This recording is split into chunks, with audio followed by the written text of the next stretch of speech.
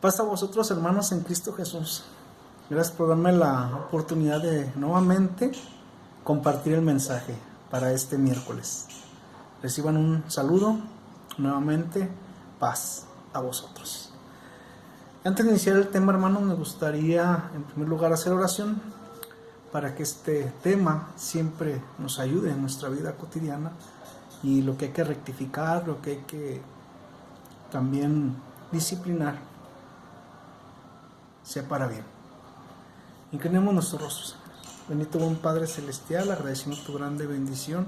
Nos permites, Señor, nuevamente escuchar tu palabra. Nos permites nuevamente poder abrazarla, Señor mío Dios. Ayuda a asistirnos con este tema, que sea de bien, Señor mío, para siempre estar delante de tu presencia y saber cuál es tu voluntad en nuestras vidas. Señor mi Dios, en tus manos encomendamos.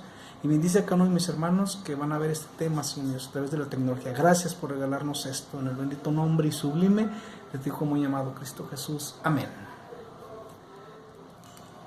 Este tema, hermanos, titulado Soy diseñado para estos tiempos.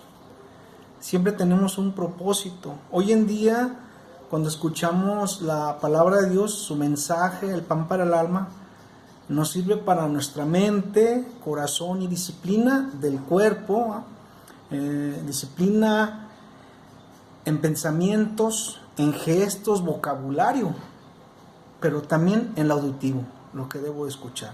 ¿Y esto qué tiene que ver con el tema? Ya que muchas veces simplemente nos quedamos con la palabra de Dios en el pensamiento, en el recuerdo. Estoy de acuerdo, excelente mensaje, emocionado, lo medito. Y esto se llama masticar, mascar, morder, triturar, riumar, ¿verdad? Rumiar, sería la palabra indicada, rumiar. Y se ha vuelto un vicio, pero también una costumbre, un hábito, una práctica, una rutina, una tradición, manera, uso. Siempre voy a utilizar en los temas algunos sinónimos, hermanos, con los cuales nos identificamos. ¿Por qué esto de nada más morder o rumiar, hermanos? Porque no nos atrevemos a pasar o a ingerir, permitir, pero la palabra correcta es tragar. Porque sabemos cuáles son las siguientes acciones que tengo que hacer para que la palabra, el mensaje, que es la voluntad de Dios, me saque de mi comodidad. Y no es fácil, no es fácil.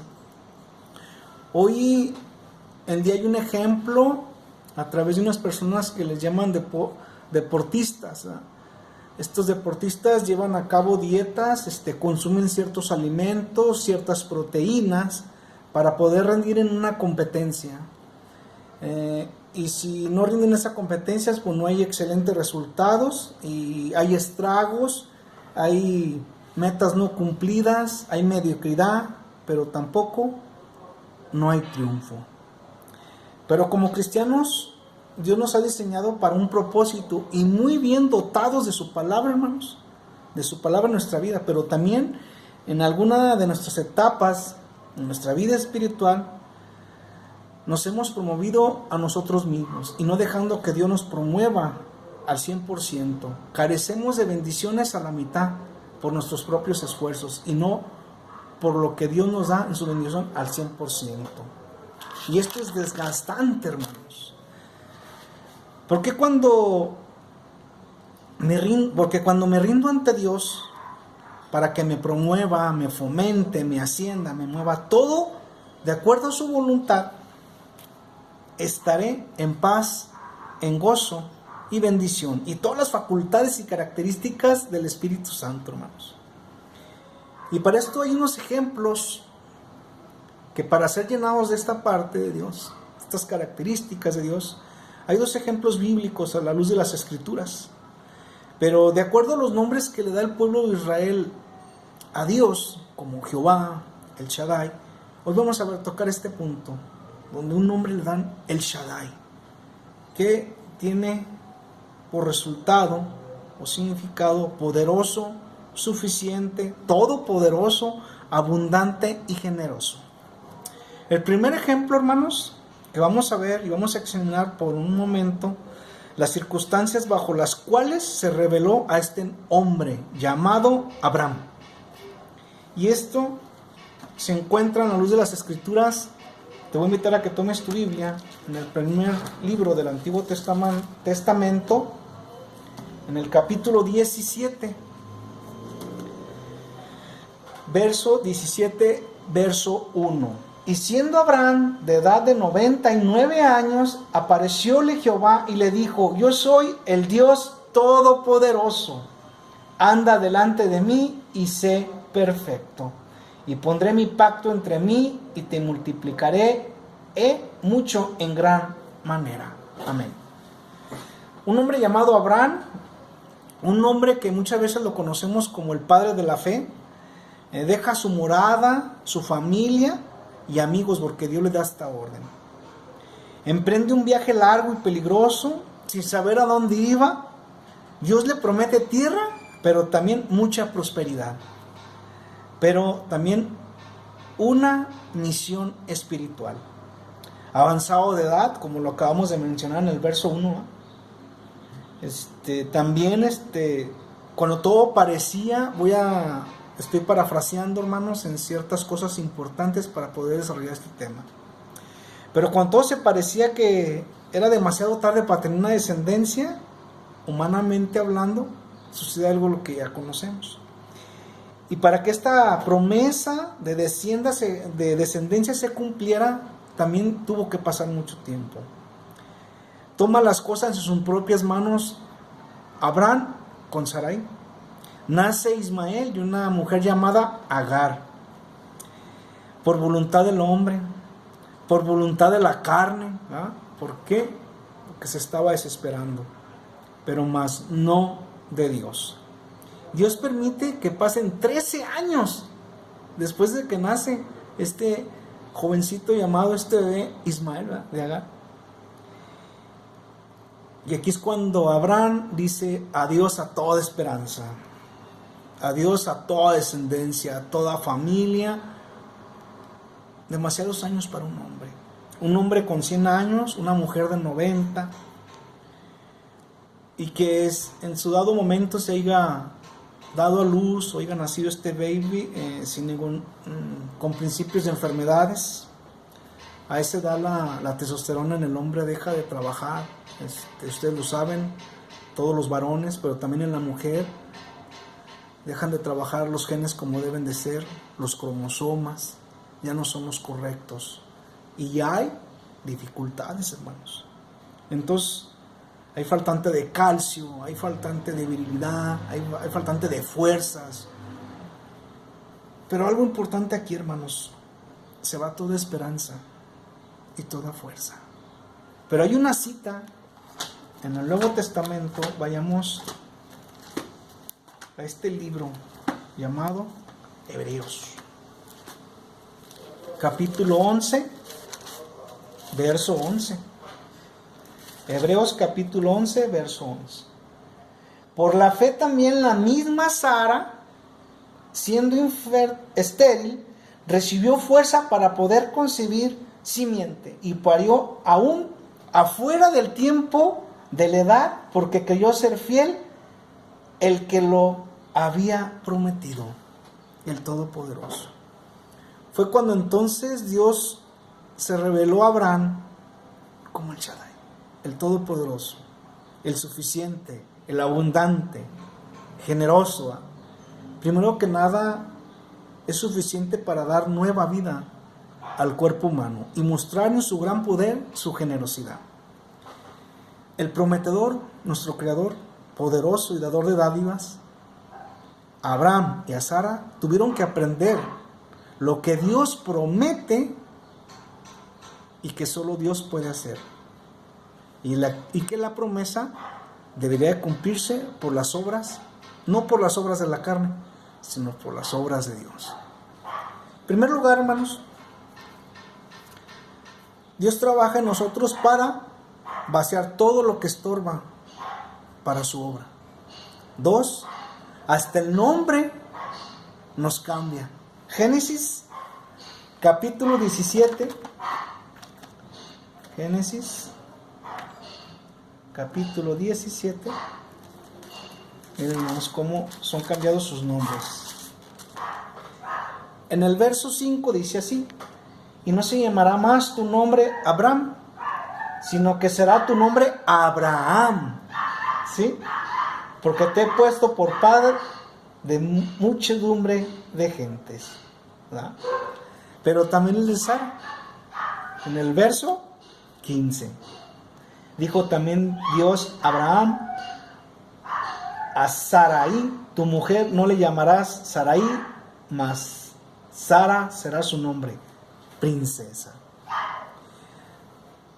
Deja que la carne muera para poder manifestar su poder y hacernos nuevos. Dios enseña a Abraham su propia insuficiencia e insensatez de apoyarse en sus propios esfuerzos y adelantarse neciamente a Dios. Abraham, padre exaltado. Abraham, padre de una multitud, ¿sí? Dios Todopoderoso, como creador nuestro, hermanos, tiene el poder de hacernos nuevos, y se lo demostró a Abraham. Genes, testosterona, vitalidad, fuerza, músculos, calcio, mente, células, cromosoma, semen, sexualidad, deseo por tu pareja a esa edad. El Señor renueva todo, hermanos. Y no nació Isaac, este bebé no nació con faltantes o con alguna enfermedad. A su tiempo, Dios permitió que primero se vaciara totalmente, y de lo que dependía totalmente Abraham. El fondo del asunto es que la fe de Abraham había quedado estropeada, hermanos, por el recurso carnal y autosuficiente del que había echado mano. Segundo ejemplo, todos tenemos la Biblia y hemos leído en algún momento la vida de Job, escuchamos la vida de Job, este personaje, y siempre nos quedamos con la primera parte, en los primeros versos, donde es un varón perfecto, recto, temeroso de Dios, apartado del mal, 7 hijos. En ese tiempo tener 7 hijos es número perfecto, pero en varones. Ya tenías hijas, como que no tanto. Su empresa muy grande. Para poder tener tanto, que eran cabezas de ganado, porque lo leemos en los primeros versos. Bueno, podemos leerlo, miren. Libro de Job, antes de los Salmos, capítulo 1, hermanos. Nos da características de lo que tenía Job. En el verso 3, su hacienda era como de 7,000 ovejas, 3,000 camellos, 500 yuntas de bueyes, 500 asnas, y dice muchos criados. Para poder tener una hacienda de este tipo, hermanos, tienes que tener un gran reparto, como dice aquí, muchos siervos, desde capataces, desde pastores, desde administradores, ¿sí? Entonces esto quiere decir que casi era medio de, ¿cómo se le pudiera llamar? Esa granja, esa hacienda, en ese pueblo llamado Uz, porque así dice el verso 1, hubo un varón en la tierra de Uz, que quiere decir que su empresa o su tierra, en esa tierra de Uz, yo creo que era la mitad, hermanos, ¿verdad? Por eso sé que era grande. Y también dice que era un hombre espiritual, porque ofrecía holocaustos a Dios. Contaba con un cerco, con límites por parte de Dios, en pocas palabras, intocable. 11. Contaba con un buen parecer, guapo, su piel y excelentes cuidados. ¿Por qué menciono estos detalles, hermanos? En algún momento Job llega a un estado de pausa, tranquilidad, diezma, fortuna, empresa, hijos guapos, mujeres guapas, inagotable sus recursos, satisfecho, conocedor de la historia de Moisés, de Abraham, de Israel, el Sabá, los 10 mandamientos. Pero falto del conocimiento de cara a cara del poder de Dios. En su máxima expresión, hermanos, él reconoce algo. Vayamos en el mismo libro de Job, hermanos, en el capítulo, no me equivoco, es el 37, versos 23. Él es todopoderoso, al cual no alcanzamos, grande en potencia y en juicio y en multitud de justicia no aflijará. Totalmente suficiente. Dios en su misericordia le contesta, hermanos. Le contesta a Job. Y puedes leerlo hasta el 41. ¿Dónde estabas tú? ¿Dónde estabas tú? Y le da una clase de National Geographic que solamente nosotros la podemos ver cada hora o en un mes, de lo que las maravillas de Dios a través de la televisión y pantallas que tenemos, hermanos, a colores. Pero Dios se lo demuestra. Y no hablándole, demostrándole en ese gran escenario que Dios es dueño. En una expresión máxima de su poder. Por eso, en todo momento, Job tuvo que ser vaciado en su totalidad, hermanos. En todo lo mencionado anteriormente. Job tuvo que experimentar la suficiencia de Dios. Job admitió su propia insuficiencia y escasez, hermanos. Job se vació totalmente para recibir la plenitud de Dios. Job vació su orgullo, autosuficiencia. Entre menos tengo, mejor. Job entendió a través de estas situaciones que era necesario vaciarse para recibir de Dios y decir cara a cara. Entendió que Dios es omnipotente, el Shaddai. Se usa una conexión para juzgar, castigar, purgar. Job, siendo perfecto y recto, hermanos, fue hecho todavía más justo y más recto por medio de los sufrimientos. La disciplina lo vació completamente de sí mismo y pudo ser lleno de toda plenitud de Dios. ¿Y dónde lo reafirma, hermanos? ¿Sí? Esta cita, hermanos, en el Nuevo Testamento, a la carta que se hace a Éfeso, capítulo 3, verso 19. Gálatas, Efesios, capítulo 3, verso 19. Y conocer el amor de Cristo, que excede a todo conocimiento, para que seáis llenos de toda la plenitud de Dios.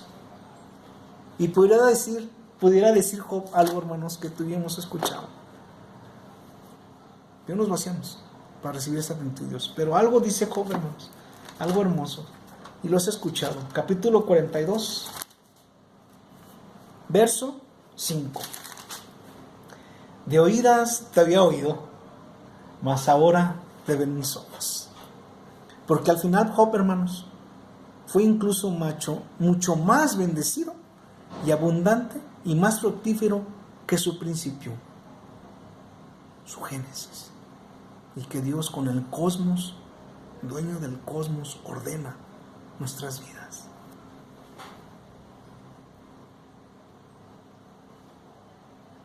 Tercero, y no es personaje de la Biblia, somos nosotros. Como hijos de Dios, conocedores de su palabra, bautizados, conocemos su ley, aceptamos a Jesucristo como Salvador. Pero para ser llenados y bendecidos, hermanos, debemos admitir nuestra propia insuficiencia. ¿Debo vaciarme o quieres que Dios lo haga? Mientras menos vacíos, ¿no?,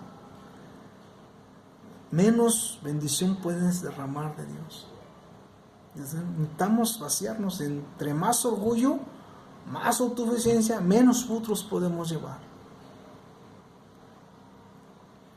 Dios el Todopoderoso, hermanos, totalmente suficiente, demanda y merece nuestra fe completa, una fe de todo corazón. En el Evangelio de Juan, capítulo 15, hermanos, verso 2. Juan, capítulo 15, verso 2. Todo pámpano que en mí no lleva fruto, le quitará. Y todo aquel que lleva fruto, le limpiará, para que lleve más fruto. Si no cedo, si no accedo, si no menguo, el hombre tiene que recibir y no puede recibir la plenitud de vida y el amor de Dios. Pero si no hace esto, hermanos, debe recibir juicio. Aquí vemos que el nombre de Dios, el Dios Todopoderoso, nos habla de la abundancia inagotable de su generosidad, de las riquezas y la plenitud de su gracia en amor sacrificial, derramándose por todos nosotros. Nos dice que Dios, y que de Dios viene toda dádiva, buena y perfecta. Y Él nunca se cansa de derramar su misericordia y bendiciones sobre su pueblo, sobre su iglesia. Pero su fuerza se perfecciona en nuestra debilidad. Su suficiencia se manifiesta mejor en nuestra insuficiencia, en nuestra ignorancia. Decir, ¿sabes qué? Soy ignorante de tu amor. No sé de qué hablar. No sé qué compartir. Permitamos vaciar esta parte. Su plenitud en nuestra vaciedad, hermanos, que siendo de nuevo nosotros fluirán ríos de agua viva a una humanidad sedienta y necesitada. ¿Qué necesito vaciar? ¿Qué necesito dejar?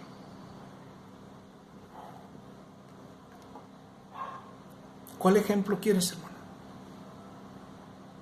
Hasta tu vejez, pero que se manifieste el poder de Dios, como la de Abraham, o como Job. Tuvo que rasparse su piel, tuvo que limpiar muchas cosas, pero para que después se manifestara el poder de Dios. Es maravilloso cómo Dios trabaja en nosotros, pero es necesario exponerle a Dios todo aquello que no me sirve delante de ti. Es necesario, hermanos, purgarnos. Y es necesario, como lo mencioné al principio, comamos, ingeramos ya el alimento para que trabaje en nosotros y saber cuál es la voluntad de Dios. Que este mensaje nos ayude, hermanos, a reflexionar que no tenemos propósitos personales, sino que hay propósitos de Dios, hay planes de Dios. No podemos ser atinados a nuestros propios planes. Nunca consideran con los de Dios.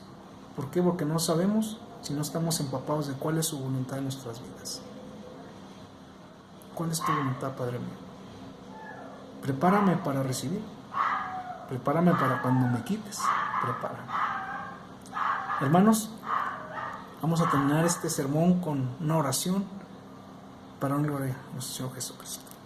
Bendito buen Padre Celestial, agradeciendo tu grande bendición, nos permites que este mensaje, este sermón nos ayude, Señor mi Dios, y que nos prepare